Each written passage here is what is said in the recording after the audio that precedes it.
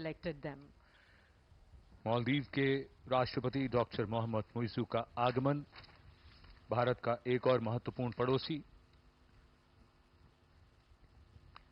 Our ties with Maldives are deep-rooted, based on exchanges and interactions for centuries.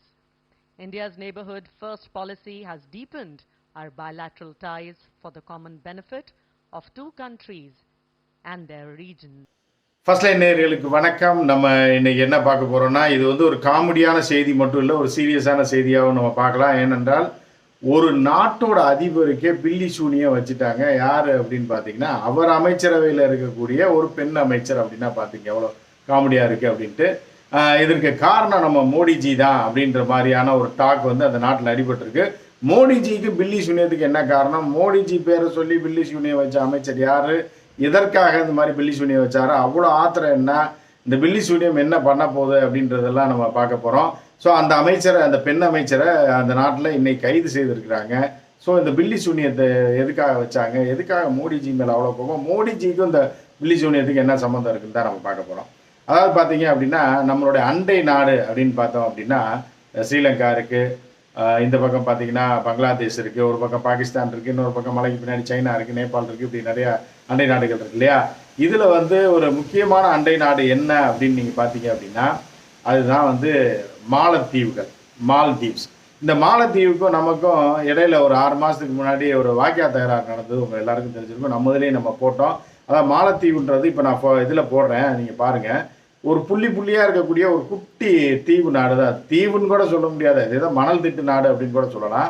இந்த மாலத்தீவில் என்ன ஆச்சு அப்படின்னு பார்த்தீங்க அப்படின்னா, இதில் மொத்த மக்கள் தொகையை 5.5 லட்சம் பேர். அதாவது என்னென்னா, நம்ம தமிழ்நாட்டில் சென்னை கவுன்சிலருக்கு போட்டி போடுறாங்களே, அவங்களுக்கே கிட்டத்தட்ட 8 லட்சம் 10 லட்சம் கிட்டத்தட்ட லட்சக்கணக்கான வாக்குகள் அவர்கள் வாங்கினா தான் அவர்கள் கவுன்சிலர் சீட்டுக்கு ஜெயிக்க முடியும். கிட்டத்தட்ட ஒரு கவுன்சிலர், ஒரு 2 கவுன்சிலர் தொகுதி எவ்வளோ பெருசு இருக்குமா சென்னையில், அந்த அளவுக்கு தான் இந்த மாலத்தீவு நாட்டோடைய மொத்த மக்கள் தொகையை. மொத்த மக்கள் தொகையை அந்த நாட்டில் பார்த்தீங்கன்னா 5.5 லட்சம் தான். 5 லட்சம் 5.5 லட்சம் தான் மொத்த மக்கள் தொகையை.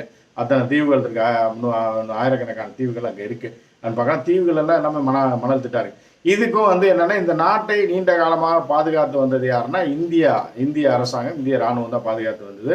இது போக நம்ம இராணுவத்தினர் அங்கே நிறுத்தப்பட்டிருந்தாங்க. அந்த இராணுவத்தை உடனடியாக நீங்கள் வாபஸ் பெறணும் அப்படின்னு சொல்லி அந்த நாடு திடீர் அறிவிப்பு போட்டது. என்னடா காரணம் அப்படின்னு பார்த்தா, சைனாவோட டைப் போட்டாங்க. சைனா அங்கே இறங்கிச்சு. இப்போ நீங்கள் அந்த நாடை பாருங்கள். இப்போ நான் இந்தியாவிலேருந்து அது எங்கே இருக்குன்னு அந்த ஃபோட்டோவில் போடுற பாருங்கள்.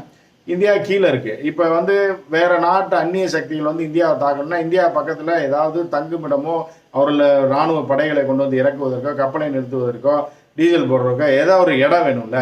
அப்போ ஸ்ரீலங்கா அந்த மாதிரியான இடத்த ஏற்கனவே அந்த இராணுவ கப்பல், நேவலுடைய கப்பல் நின்று போகிறதா, நிறையா சீன கப்பல்கள் போகிறதா நம்ம கன்னடம் தெரிவிச்சுட்டு இருக்கோம். அது ஒரு வாக்கிய தகராறு ஒரு பக்கம் போயிட்டுருக்கு.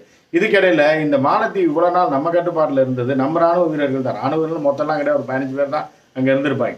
அங்கே டியூட்டியில் இருந்தவங்கள உடனே வாபஸ் வாங்கணும், 3 மாதத்தில் வாபஸ் வாங்கணும் அப்படின்லாம் அந்த நாட்டோட அதிபர் முகமது மொய்சு உத்தரவு போட்டார். இதில் பதறி போயிடுச்சு. உடனே மோடிஜி அங்கே போனார். அங்கே போல லட்சத்தீவுக்கு போனார். அதே மாதிரி தீவு தான் நம்ம கொச்சின் பக்கத்தில் இருக்குது. அங்கே போய் ஒரு பில்டெல்லாம் விட்டார். ஏன்னா லட்சத்தீவோடைய டூரிசத்தை நாங்கள் டெவலப் பண்ண போகிறோம். அப்படி பண்ணால் மாலத்தீவோட டூரிசம் ஒழிஞ்சு போயிடும் அப்படின்னு. மாலத்தீவோட மொத்த வருமானமே எல்லாமே டூரிசத்தை நம்பி தான் இருக்குது. இந்த 5.5 லட்சம் பேருக்கு 10 அமைச்சர்கள் வேறு இருக்காங்க. அதுதான் பெரிய கொடுமை. ஒரு 5-6 கேபினட் அமைச்சர்கள் இருக்காங்க, 4 டெப்டி அமைச்சர்கள் இருக்காங்க. இந்த நிலையில் என்ன ஆச்சு அப்படின்னா, அங்கே உள்ள 2 அமைச்சர்கள் மோடியை கண்டித்து மோடி மீது ஒரு மன்னவாரி தூத்துற மாதிரி சில ட்வீட்டுகள் எல்லாம் போட்டு விட்டாங்க. ரொம்ப அசிங்கமாலாம் போட்டு விட்டாங்க. இதுக்கு இந்தியா கண்டனம் தெரிவிச்சது. நம்மளும் தான் ஃபர்ஸ்ட் லைனில் கண்டனம் தெரிவித்தோம் அப்படின்னு வச்சுங்களேன். ஸோ அப்படி இருக்கும்போது என்ன ஆயிடுச்சு அப்படின்னா, அது கொஞ்சம் அடங்கிடுச்சு. அதுக்கப்புறம் 2 அமைச்சர்கள் சஸ்பெண்ட் செய்யப்பட்டார்கள் அப்படின்னு அங்கே உள்ள தகவல்லாம் வந்துச்சு இல்லையா? இதுக்கிடையில் இந்தியன் எக்ஸ்டர்னல் அஃபேர்ஸ் பேசி ஒரு வழியாக பவுடர் அடித்து முகமது மன்சூவை நம்ம பக்கமாக லைட்டாக இழுத்துருச்சு. ஏன்னா உள்கட்சி அரசியலில் புகுந்து எதிர்கட்சிகளை தூண்டி விட்டு, எதிர்கட்சிகளில் இப்போ இருக்க எதிர்கட்சி அப்போ ஏற்கனவே இருந்த ஆளுங்கட்சி தான்.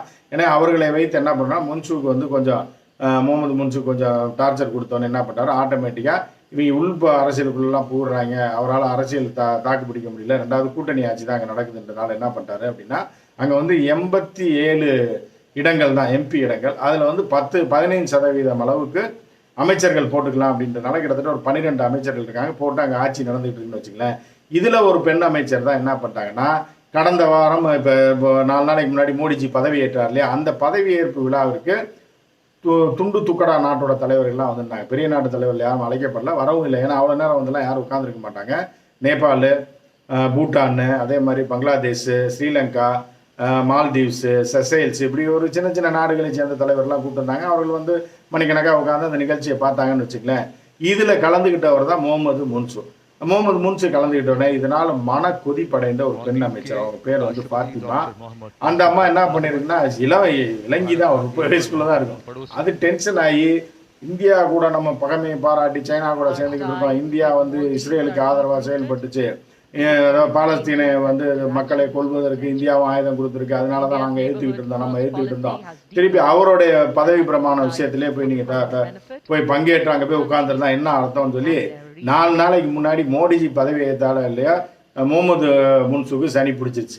அந்த அம்மா வந்து என்னன்னா, அந்த நாட்டிலே ஒரு கொந்தளிப்பு, ஆனால் வெளியே சொல்ல முடியல, என்ன பண்ணுறது, இந்தியாவை பகிச்சிக்க முடியாது. நீண்ட நாட்களாக இந்தியா வந்து அவர்களுக்கு ஆதரவு அளித்திருக்கு. இப்போ சீனா ஆதரவு போயிட்டாங்க, சீனா வந்து பேக்கப் பண்ணுது, இந்தியாவும் ராஜதந்திர ரீதியில் அவர்களை உள்ளே இழுக்குதுன்னு வச்சுக்கலேன். இப்போ இந்த சூழ்நிலையில் தான் என்ன ஆச்சுன்னா, முகமது முன்சு வந்துட்டு போன உடனே அவருக்கு வந்து செய்வனை வச்சுட்டாங்கன்னா உண்மையிலே எங்கள் செய்வனை வச்சுட்டாங்க. அதாவது என்னென்னா, மாலத்தீவு நாட்டில் இந்த செய்வனை வைக்கிறது, பில்லி சூனியம் வைக்கிறதெல்லாம் தடை செய்யப்பட்டிருக்கு. ஏன்னா அது முஸ்லீம் நாடு, எல்லாமே 95% இஸ்லாமியர்கள் தான் அங்கே இருக்காங்க. மீதி பிழைக்க போனவர்களெல்லாம் மித்த பேர் இருக்காங்க. ஸோ வந்து என்ன பண்ணிருக்குன்னா, இந்த அம்மா பில்லி சூனியம் வச்சிருக்கு. யாருக்கு? அந்த நாட்டோட அதிபருக்கே பில்லி சூனியம் வச்சிருச்சு முகமது முன்சுக்குன்னொடனே இந்த தகவல் லைட்டாக பரவுனோடனே அந்த நாட்டில் வந்து பில்லி சூனியம் வைக்கிறதுக்கு தடை இருக்குது. பில்லி சூனியம் எவன் வச்சாலும் 6 மாதத்துக்கு உள்ளே வச்சுருவாங்க அப்படின்ற மாதிரி. அதனால் சொந்த நலனுக்கோ எதுக்கோ வந்து அது அந்த நாட்டோட சட்டத்திட்டத்துக்கே விரோதமானது அப்படின்ற மாதிரி இருக்கிற நேரத்தில் என்ன ஆச்சுன்னா, இந்த பாத்திமான்ற லேடி இருக்குல்ல, அந்த சின்ன பொண்ணு 30 வயசாக இருக்கும், அது 30-35 வயசுக்குள்ளே தான் இருக்கும். அதை என்ன பண்ணிருச்சு, பில்லி சூனியம் யார் மேலே வச்சிருச்சு? ஜனாதிபதி மேலே. உடனே என்ன ஆயிடுச்சு அப்படின்னா, போலீஸ் உடனே இப்போ அதிரடி ரைடு, யாரும் அமைச்சர் வீட்டிலே அதிரடி ரைடு, நம்ம இடி ரைடு விடுறாங்க இல்லை மத்திய அரசுலேருந்து, அந்த மாதிரி அமைச்சர் வீட்டிலே இப்போ அதிரடி ரைடு பண்ணி போய் பார்த்தா, பில்லி சூனியத்துக்கு தேவையான ஜாமான் பொருட்கள், அது இது தகடு, இந்த கயறு கீரெல்லாம் இருந்திருக்கு. பார்த்தோடனே போலீஸ் ஷாக்கு. ஏன்னா அந்த நாட்டில் தடை செய்யப்பட்டிருக்கு, இஸ்லாமிய நாடு தான் கிட்டத்தட்ட அது. உடனே என்ன பண்ணிட்டாங்கன்னா, அந்த பாத்திமாவை தூக்கி அரெஸ்ட் பண்ணிட்டாங்க இன்னைக்கு. அதாவது பாவம் அந்த அதிபர், அவருக்கு வந்து மொத்தமே 5.5 லட்சம் பேர் தான், எந்த வருமானமுமே கிடையாது. அவர்களுக்கு வரக்கூடிய வருமானம், ஒரே வருமானம் டூரிசத்தை வச்சு, அதை வச்சு குழப்பம் நடத்தி இந்த நாட்டை ஓட்டிக்கிட்டு, இந்த 5.5 லட்சம் பேருக்கு 10 அமைச்சர்களே வச்சு ஆட்சியை நடத்திக்கிட்டு, அங்கே இங்கே எம்பிகளை பிறகி போட்டு கூட்டணி ஆட்சி நடத்திக்கிட்டு இருக்க முகமது முன்சுக்கு, இந்த பக்கம் பார்த்தா சைனா ஐடி, இந்த பக்கம் பார்த்தா இந்தியா ஐடின்னொடனே அவர் எந்த பக்கம் போகிறதுன்னு தெரியாமல் பாவம் மனுஷன் என்ன பண்ணாருன்னா, மோடியோட பதவி பிரமாணத்துக்கு பதவி ஏற்கிறாரு வாங்கன்னு கூப்பிட்டுருக்காங்க, வந்திருக்காருங்க. இந்த வந்த பாவத்துக்கு, அங்கே வந்து உட்கார்ந்துருந்த பாவத்துக்கு அந்த காட்சியை நீங்க பாருங்க. இந்த இந்த மாதிரி வந்து ஒரு கார்ல வந்து இறங்கி உட்கார்ந்து ஒரு 1/2 மணி நேரம் உட்கார்ந்து இருந்ததுக்கு வினையை பார்த்தீங்கன்னா, செய்வனையை வச்சு விட்டாங்க.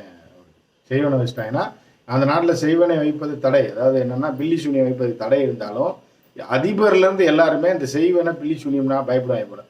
ஸோ அதனால அவர் பயந்து போயிருக்காரு அப்படின்ற மாதிரி. ஏன்டா மோடியை வந்து எதிர்த்தாலும் பிரச்சனை வருது, சைனாவோட போய் சேர்ந்தாலும் இங்கே பிரச்சனை பண்ணுறாங்க. இன்னொரு பக்கம் மோடி பதவியேற்பு விழாவில் வந்து 1/2 மணி நேரம் உட்காந்துருந்தா இதுக்கு நமக்கே செய்வனை வச்சுட்டாங்க அப்படின்னோடனே அவங்க குடும்பம் பலரி போயிருக்கு. என்ன ஆகுமோ ஏதாகுமோ அவருக்கு அப்படின்ற மாதிரி அவங்க குடும்பம், அவங்க பொண்டாட்டி பிள்ளைலாம் ரொம்ப வருத்தத்தில் இருக்காங்க.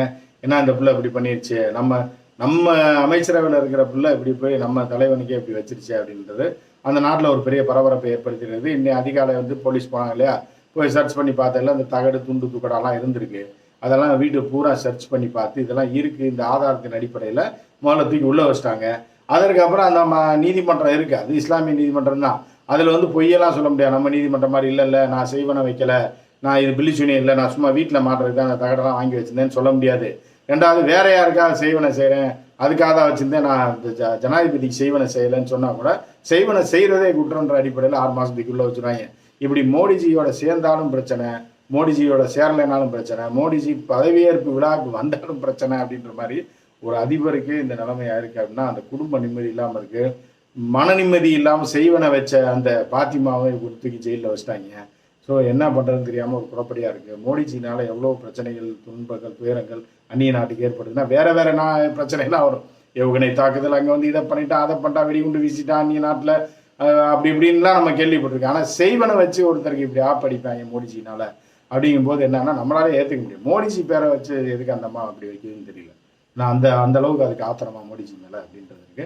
ஏன்னா தான் நம்ம நாட்டுடைய தலைவர்ன்றதுனால நம்ம அவரை விட்டு கொடுக்கவும் முடியாது. இவரால் தான் செய்வனை செஞ்சாங்க அப்படின்றத நம்ம ஜீரணிக்கவும் முடியல. இருந்தாலும் மோடிஜி தலையில் போட்டு தான் அந்த செய்வனையை வச்சிருக்கு அந்த பாப்பா. மற்றும் ஒரு நிகழ்ச்சியில் சந்திப்போம். மூணே நாளில் மோடிஜி பதவியேற்றிலே ஒருத்தர் சாத்தான் கொண்டு இந்த மாதிரி செய்வனை வச்சுருக்காங்க. இனி போக என்ன நடக்குதுன்னு பொறுத்திருந்து பார்ப்போம். மற்றும் ஒரு நிகழ்ச்சியில் சந்திப்போம். நன்றி, வணக்கம்.